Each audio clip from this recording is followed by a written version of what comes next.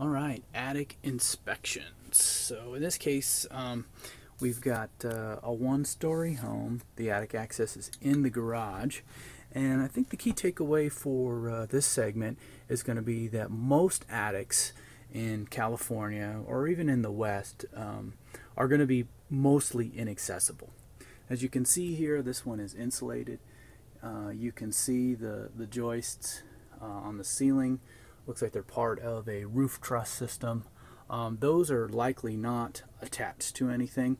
And when you don't have a walkable floor and very little headroom, and the headroom that you do have has nails in it, it can become very dangerous, not only for the inspector, but for the property as well.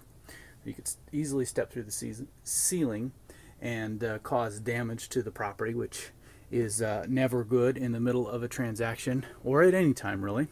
So the things we can see, certainly, as you can see behind me, we've got some water staining here in a roof valley.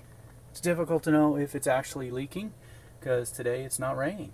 There are some stains on the ceiling in the garage, so it's possible that this is in fact an active leak.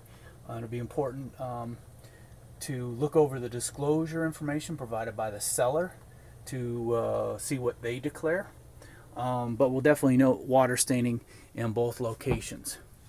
We can check insulation levels.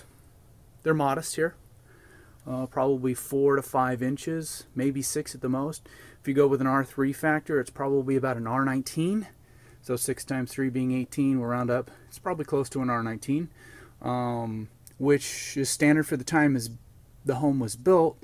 However, it's not compliant with today's standards, nor is it required to be updated.